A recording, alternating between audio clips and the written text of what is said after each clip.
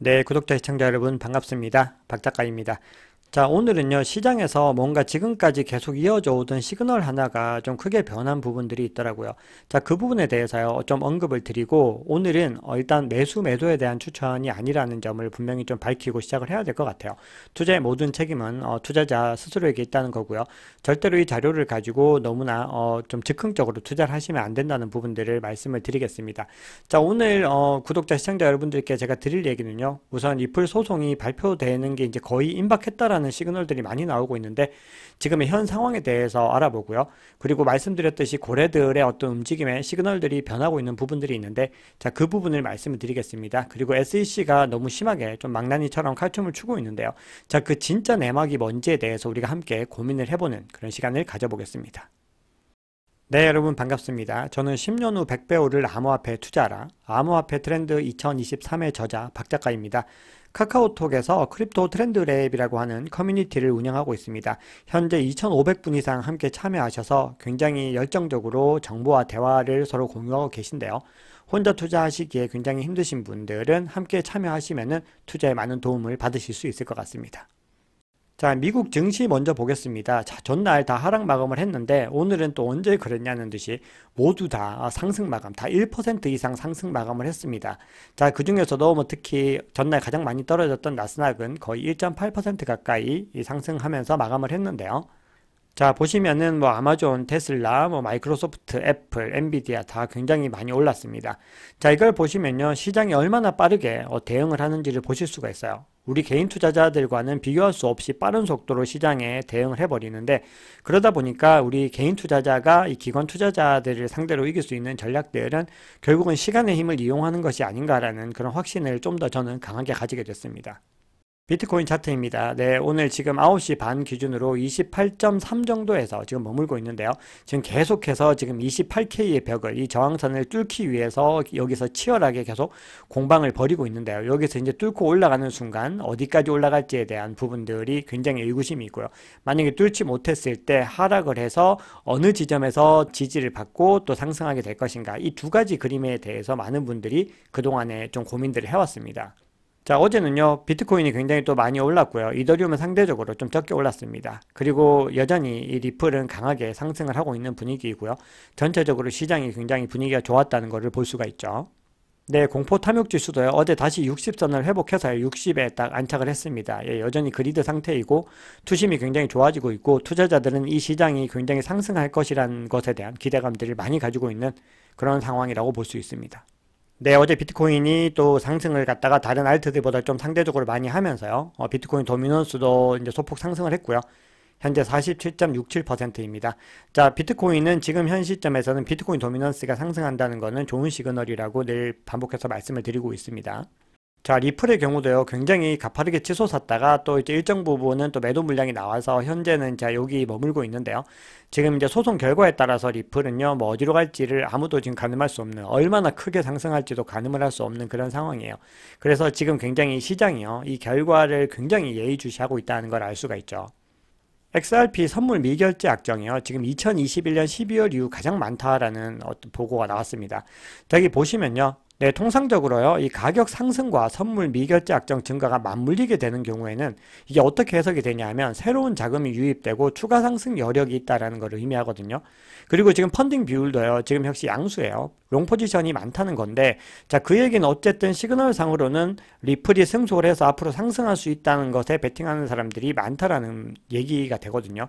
그래서 만약에 리플이 승리를 하게 된다면 이 뭐 미국 시장에서 XRP 입지가 공고해지는 건 너무나 당연하고요. 가격의 상승을 엄청나게 불러올 수 있는데, 이게 리플뿐만 아니라 지금 여러 가지 알트코인들이 지금 SEC의 무차별적인 공격을 받으면서 지금 증권성 이슈에 지금 맞물려 있잖아요. 그런 부분들이 일정 부분 해소되는 이슈들 때문에 가상자산 시장 전반이 굉장히 상승할 수 있는 동력이 된다는 거죠. 이거는 반대로 얘기하면은 SEC가 승리할 경우에는 리플뿐만 아니라 다른 알트코인들까지도 굉장히 큰 타격을 받을 수 있다라는 이야기가 됩니다. 자, 제가 고래들의 움직임이 좀 이상하다고 말씀을 드렸죠. 근데 이게 왜 이상하다고 말씀드렸냐 하면은 지금 보시면은 굉장히 오랜 기간 계속 여기서 매수벽이 존재해 왔었어요. 그 매수벽이 상승됐다가 그리고 다시 25.5K까지 하락도 했었는데요. 이 매수벽이 갑자기 사라졌습니다. 자, 이 얘기는 고래들이 상승에 베팅을 하고 있다는 거거든요. 왜냐하면 매수벽이라는 게 이 지점까지 오면 살 거야라고 하는 그런 거기 때문에 매수벽까지 이제 오게 되면은 이제 여기 지지를 받고 올라간다라는 개념이었는데 이게 사라졌다는 거는 지지받을 게 없이 그냥 올라갈 거다라는 식으로 지금 고래들이 예측을 하고 있다는 거죠. 그래서 보시면은 제일 큰 고래의 움직임은 조금 독특한데요. 일단 매입을 했다가 지금 일정 부분 매도를 하고 지금 홀딩을 하고 있는 상태예요. 자, 그리고 나머지 고래들이 지금 보면은 일제히 다 상승하는 분위기들. 자, 두 번째 고래인 보라색 고래도 상승을 하고 있죠. 아마 갈색 고래 같은 경우도 홀딩에서 언제 상승으로 전환할지는 이 CVD를 계속 보셔야 될 것 같아요. 그리고 빨간색 고래는 계속해서 굉장히 높은 비율로 유지를 하고 있다는 거죠. 그래서 전체적으로 이 고래들의 움직임을 봤을 때는 시장이 상승하는 것에 조금 더 포커스를 두고 있다는 거예요. 근데 제가 누누이 말씀드리지만 이 CVD 지표는 모두가 다 같이 보고 있는 거기 때문에요. 또 이걸 이용해서 어떤 매도를 통해서 차익을 실현하려고 할지 그 고래들의 움직임은 굉장히 교묘하다는 것을 강조를 드립니다. 그래서 매도에 대한 추천이 아니고요. 여러분들께서 직접 굉장히 냉정하게 한번 고민을 해 보셔야 될 것 같습니다. 자, 그럼 SEC가요, 지금 굉장히 난폭한 움직임들을 계속하고 있어요. 근데 이번에는 이 게리 겐슬러가 나와서 어떻게 얘기를 했냐면, 암호화폐 관련해서 추가 법률 제정이 필요가 없다라고 얘기를 합니다. 이거는 굉장히 이 발언은요, 시사하는 바가 크다고 저는 생각을 하고 있습니다. 자, 왜냐하면 지금은 수많은 가상자산 기업들과 그리고 SEC에 기소를 당한 리플도 그렇고 코인베이스도 아직 웰스 노티스지만 어쨌든 모두가 주장하는 건요, 과거에 이 낡은 증권법, 정말로 오래된 100년 가까이 돼가는 이 증권법을 가지고는 이 새로운 자산 그리고 이런 새로운 기술인 이 가상자산에 적용하는 데는 한계가 있다고 주장을 하는데 게리 겐슬러는 그게 아니다라고 말도 안 되는 반박을 하고 있는 거예요. 자, 그러면서 기존 증권법이 암호화폐 시장에서 일어나는 활동 대부분을 포괄하고 있다라고 얘기를 하고 있죠. 전혀 그렇지 않습니다. 자, 이건 왜 이런 얘기가 나왔냐면요. 현재 미국 의회가요, 굉장히 수년 동안 암호화폐 규제 법안을 발의를 하고 있어요. 이게 계속해서 아직까지 통과가 못 되고 있는 부분들이 많이 있는데요. 이제는 이 크리스텐 길리브랜드라고 하는 이 상원의원이요, 다음 달에 미국 상품선물거래위원회 이 CFTC가 암호화폐에 대한 통제권을 가지고 있다라고 주장하는 법안을 발의할 계획이었던 거예요. 자, 그러니까 지금 굉장히 SEC는 어떤 상황이죠? CFTC에게 이 권한을 이제 뺏길 수 있는 굉장히 결정적이고 중대한 기로에 서 있다는 거예요. 그래서 계속해서 본인들의 어떤 정당성들 그리고 본인들의 어떤 존재감을 증명하기 위해서 계속 가상자산 때리기를 정말 칼춤 추듯이 하고 있는데요. 결국은 미국에서 전체적인 분위기는 SEC에 대해서 굉장히 우호적이지는 않다는 거예요. 그래서 이런 시점에서 CFTC도 등장하는 거거든요. 왜냐하면 이 기회에 관할권을 완전히 가지고 오겠다라는 그런 의지를 볼 수가 있는 겁니다. 자, 그리고 SEC는요, 본인들 법은 바꾸지 않지만 대신에 우리가 이렇게 하겠다. 모니터링 인력을 갖다 더 많이 충원을 해서 더 감시를 하겠다 이렇게 주장을 하고 있어요. 굉장히 좀 어불성설 같은 이야기들을 하고 있는 거죠. 왜냐하면 이거는 근본적인 문제 해결이 아니기 때문이에요. 이거는 어떤 근본을 회피하고 어떤 임시 방편을 가지고 해결하겠다 이런 것과 굉장히 비슷합니다. 어떻게 보면 미국이 금융위기에서 유동성을 통해서 뭔가 이거를 갖다 임시 방편으로 막으려고 하는 것과도 굉장히 흡사하다라고 저는 좀 그렇게 생각을 해봤습니다. 네, 결국은 미국 SEC가 기소한 이 거래소 중에 하나예요. 이 빅시 거래소가 영업을 갖다 중단하기로 최종 결정을 했습니다. 자, 이제 이렇게 되면요, 마치 이제 CFTC가 의도적으로 본인들의 존재감만을 위해서 바이낸스를 기소했다라는 식으로 이제 어떤 해석이 되면 안 되거든요. CFTC는요, SEC보다 훨씬 더 큰 건에 대해서 더 많이 태클을 걸어요. SEC처럼 짜잔한 걸 갖다가 막 진짜 소총을 쏘듯이 그렇게 하는 기관이 또 아니거든요. 자, 그렇기 때문에 CFTC가요, 바이낸스를 기소한 데는 또 하나의 중요한 이유들이 분명히 있습니다. 그래서 코인베이스의 최고 법률 책임자도 이렇게 얘기를 하고 있어요. 굉장히 향후에 미 CFTC가 바이낸스 기소를 위해서 더 많은 시간을 할애하게 될 것이다 라는 거죠. 결국은 이 싸움이요, 굉장히 어떻게 갈지는 지켜봐야 된다는 건데요. 그런데 CFTC가 바이낸스를 기소한 이유를 SEC와의 어떤 영향력, 어떤 권력 다툼만으로 이해를 해서는 안 됩니다. 왜냐하면 제가 다른 영상에서 말씀드렸듯이 이 시점이 굉장히 좀 중요하다고 말씀을 드렸는데요. 영국의 파이낸셜 타임스가 굉장히 중요한 헤드라인 뉴스로 이런 보도를 내보냈습니다. 이 바이낸스가요, 중국과의 연결 고리들을 여러 해 동안 가지고 있었는데 이걸 숨기고 있었다는 거거든요. 그래서 바이낸스 경영진이 2017년 말에 중국의 어떤 단속을 피해서 본토를 떠났다고 했는데 이 파이낸셜 타임스 자료에 따르면 지금 계속해서 실질적인 연결고리를 가지고 왔다는 거예요. 그리고 창펑자오가 본인들의 회사 임직원들에게 바이낸스와 중국의 연결고리를 숨겨야 한다고 거듭 지시했다는 거예요. 자, 바이낸스는요, 사실 이 창펑자하고 엄밀하게 캐나다 사람이잖아요. 그러면은 뭐 북미 자본과 관계가 돼야 되는데, 많은 사람들이 이 바이낸스의 배후를 중국 자본이다라고 얘기를 하는 이유는, 이분이 이제 중국계 캐나다인이기도 하지만 계속해서 중국과의 어떤 연결고리들을 가지고 왔었다라는 거거든요. 그렇기 때문에 본사 위치도 현재 공개를 하지 않고 있고요. 그리고 굉장히 급여 지급되는 부분이나 아니면 여러 가지 정황들을 통해서 이 중국과의 연결고리들을 굉장히 많이 이어왔다는 거예요. 보시면 2020년까지 회사 내부 통신망에서 언급된 중국 사무실이 여전히 살아있는지 확인할 수 없지만 바이낸스 전 직원은 아직 개발자 중에 다수가 중국에서 일을 하고 있다. 이렇게까지 주장을 하고 있어요. 그러니까 본사가 어디 있는지 알 수 없다는 얘기는 여기서 굉장히 중국의 많은 어떤 거점을 가지고 있다라고 볼 수 있다는 거죠. 자, 그런데 여기서 굉장히 중요한 이유가 있어요. 자, 첫 번째는 제가 말씀드렸죠. 이거는 굉장히 미중 패권 경쟁에서 굉장히 중요한 시사점이 된다라는 거고요. 또 하나는 중국이 암호화폐를 계속해서 금지해 왔지만 여전히 바이낸스라는 걸 통해서 이 바이낸스라는 도구를 활용해서 본인들의 영향력을 은밀하게 확장을 해갔을 수 있겠다라는 생각들을 또 하게 되는 거죠. 물론 이거는 뭐 제 개인적인 생각인데요. 어쨌든 미국과 중국이 가상자산 시장을 두고서 이 패권 경쟁을 벌이고 있는 거는 어느 정도 좀 사실이지 않을까 그런 생각들을 하게 됩니다.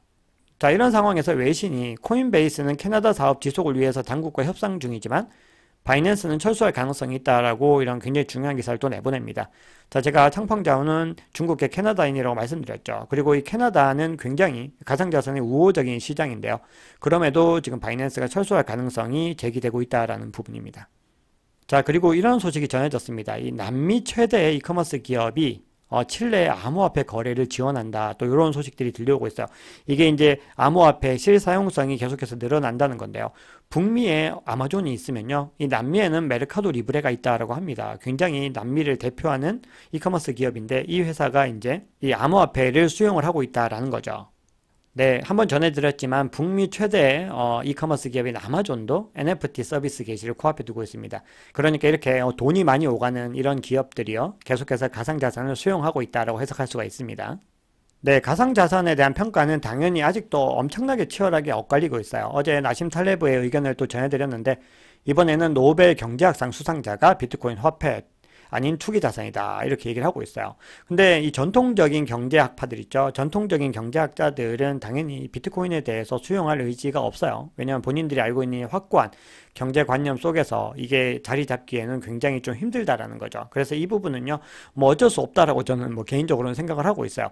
자, 반면에 이 부자 아빠 가난한 아빠의 저자 이 기요사키 형님은 또 여전히 이 얘기를 하고 있어요. 자, 인플레이션 통제 전에 BTC 매수하라 이렇게 좀 강력한 메시지들을 전하고 있습니다. 그래서 이 시장에서 굉장히 전문가들 그리고 인플루언서들의 어떤 의견은 극명하게 엇갈린다 이렇게 볼 수가 있습니다. 자, 이번에는 트레이더들이 이 시장의 흐름을 어떻게 보고 있는지에 대해서 3명의 트레이더들의 관점을 좀 알아보겠습니다. 자, 먼저 가장 유명한 코인텔레그래프의 기고가죠. 라케시 우패드히에 같은 경우는 20일 EMA와 그리고 RSI를 통해서 지금 어떤 상황인지를 이야기를 하고 있는데요. 현재 구매자들이 28.8K에서 굉장히 어떤 치열한 접전을 벌이고 있는데 이게 30K까지 치솟은 다음에는 이 32.5K 중요한 저항까지 랠리를 계속 할 거다라고 주장을 하고 있어요. 그리고 여기를 뚫고 나면요 40K까지 급등할 수 있다라고 이야기를 하고 있습니다.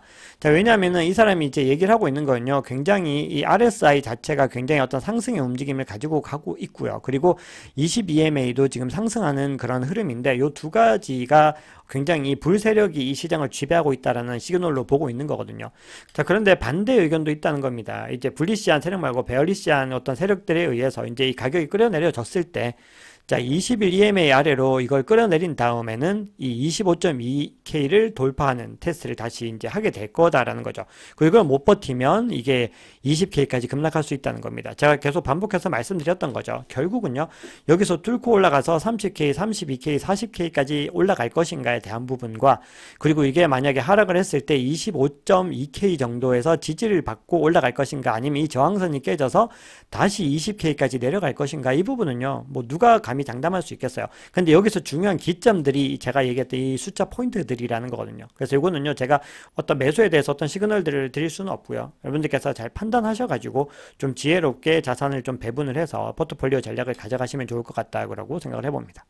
자, 그리고 RM 리얼이라고 하는 부분에도 의견을 좀 볼게요. 자, 이분들이요, 하루 종일 하는 일이 뭐냐면 차트를 보고 유사한 패턴들을 보면서 계속해서 이걸 분석하는 일들을 하는 거거든요. 근데 이분은 또 뭐라고 얘기를 하냐면 2019년에 여기서 골든 크로스가 발생하고 이제 급격하게 상승했던 흐름과 지금 현재 지금 골든 크로스가 발생하고 있는 이 타이밍들의 어떤 흐름들이 굉장히 유사하기 때문에 여기서 골든 크로스가 일어나게 되면은 아마도 크게 상승하는 그런 그림이 되지 않을까, 그렇게 얘기를 하고 있고, 이게 33K까지 가서 멈출 것이다, 이렇게 얘기를 하고 있습니다.